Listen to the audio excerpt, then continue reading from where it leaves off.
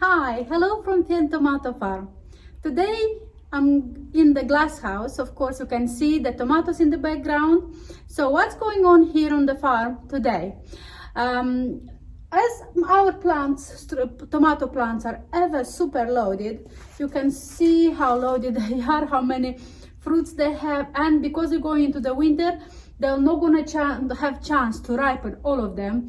That's why I'm going to pick some of the green ones, that unripened ones, and I'm going to pickle them. You can see this black variety, it's absolutely beautiful. Then I have some of other varieties that some will be just on the turn, the others will be green, and let me show you around.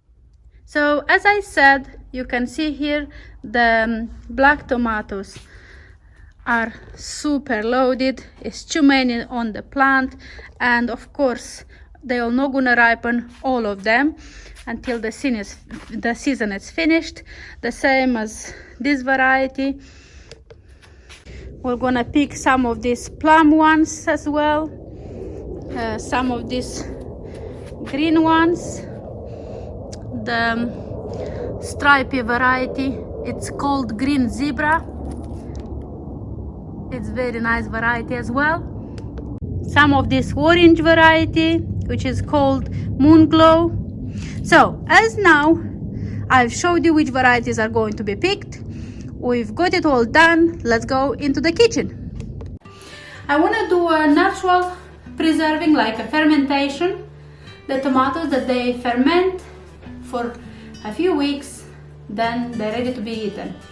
For that I'm using, of course, the green tomatoes, which, like I said, I've got quite a few varieties in here. Then I'm using some garlic, which I have some that I cut up, some whole, and I'm using some horseradish, which I guess you know what horseradish is. It's roots like this. I dug them up today, so they're fresh, and I slice them up. I make them quite finely chopped, shall I say, so they release more aroma, more of the taste. Then I'm gonna use the water, of course. I've got here 5 liters of water, and to 5 liters of water I'm using half a cup of salt, and it's preserving salt without iodine in it. Basically I'm using rock salt. You can use any other preserving salt. It must be preserving salt basically, otherwise they're not gonna sit, not gonna ferment in the right way. So then I have some parsley and some dill, fresh parsley and dill here. And of course you need a container. In my case I'm using one of these buckets, and I'm gonna start with adding a little bit of garlic and a bit of horseradish in the bottom. I'm gonna put the salt into my water and let it dissolve. And while this is dissolving, put this to one side. I'm gonna fill my bucket up. Let me lift the camera a little bit up. As I stand it up, it's more comfortable for me.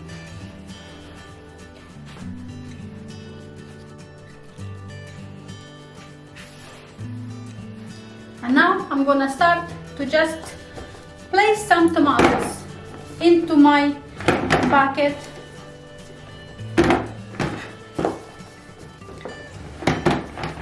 Basically cover up the bottom.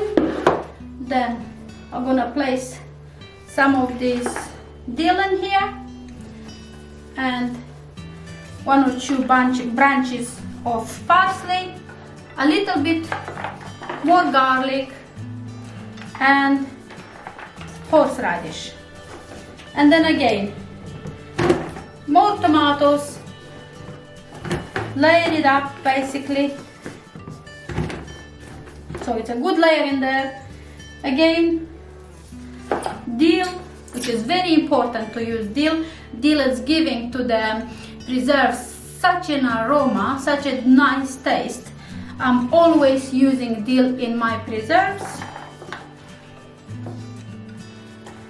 And the horseradish as well. It's very important to use horseradish for your marinating. Oh, and parsley. Nearly forgot my parsley. And another layer of the tomatoes. I'm trying to fit as many as I can in there.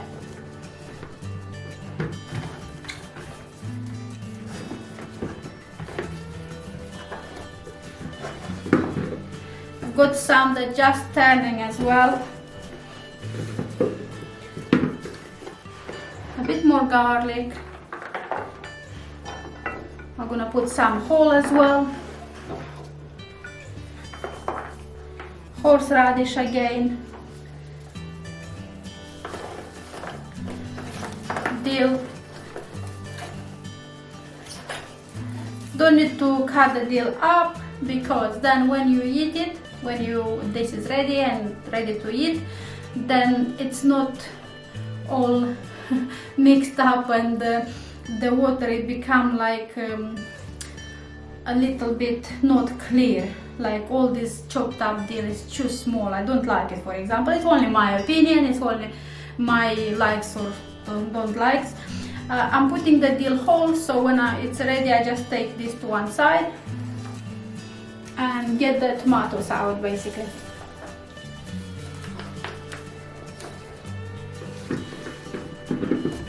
And the last layer of tomatoes.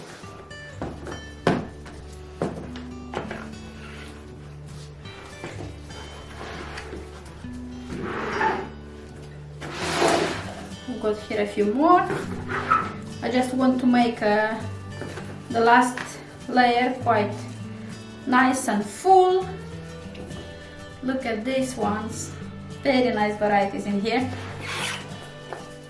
We picked today from our glass house. My sister picked them. I didn't even know what she picked, but I like it. These nice varieties in here of a few colors, some pink, green, even some black ones. Look at this for a tomato. I don't know if you can see it. It's quite nice. So now this is ready. I've got a few more tomatoes. I'm gonna do another bucket in a minute. I'm going to give my water a stir and make sure the salt is dissolved. Basically, I need to dissolve all this salt in there. It's quite easy to do the tomatoes like preserve, like as natural ways, like fermented, and it's very, very healthy, because when the fermentation takes place, it's so many benefits, and it's so good for our guts and other things. You can look online and see what's the benefits of eating natural like ways, fermented preserves. So I think the salt is dissolved. Now I'm just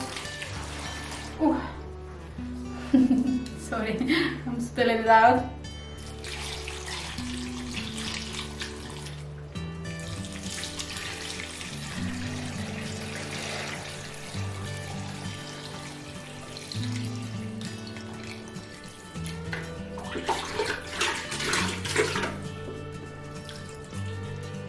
So that's just right.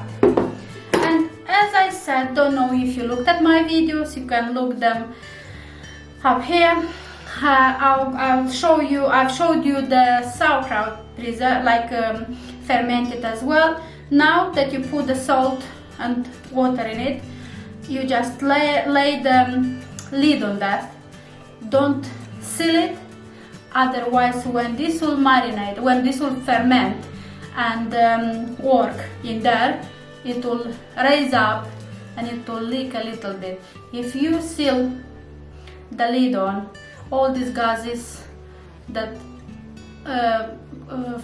when the fermentation takes place is creating a few gases in there, and this will bust your lid up and might end up all on your table and on the counter. So just lay the lid on, and I'm going to just lay it like this on top and put something heavy on it. I need to think what to put heavy, so it keeps the lid down but not vacuum, not create a good seal on it, just to keep it down. So that's it for preserving the tomatoes, folks. They end up very nice. You give it a try if you want. You can do this with ripe tomatoes, no necessarily just with the green tomatoes. You can do this with cucumbers, gherkin cucumbers. They come out so nice, so crunchy. With apples as well, cabbage, anything. Loads of veggies can be done in this way, which is very healthy and very nice and very easy. Look at this, how long it took me. A few minutes only. So it's very quick, easy, and very, very healthy. So these are my tomatoes. I've done them a week ago. So now after 1 week, I had this water come out of the bucket.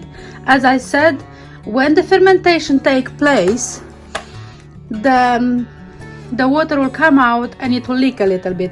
That's why I put them into another dish here, the bucket, so when it will leak out, it can go somewhere, not all over my counter. So that's how they started working. And look at this, it's still fermenting because the tomatoes are fermenting for a few weeks, 2-3 weeks.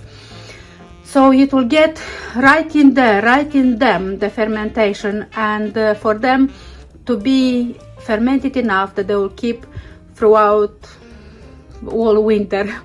That's how I was doing before. The smell here when I took the lid off, it's ever so nice. You can see the dill there already fermented, the horseradish, which gives a lot of aroma, and the tomatoes. They look pretty good, isn't it?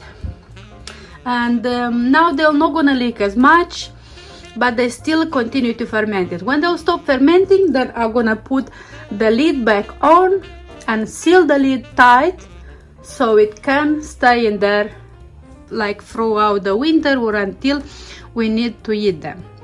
So that's it with my fermentation, with fermenting tomatoes, pickling them. I'll say thank you very much for watching. If you enjoyed, if you want to give it a go, give it a try and preserve some for yourself. It's ever so easy, just literally a few minutes. Well, basically not counting the picking. But once you got them picked, just takes a few minutes to preserve them, to put them in a container, in a jar or anything, and preserve them for the winter. Thank you very much, and I'll say bye for now.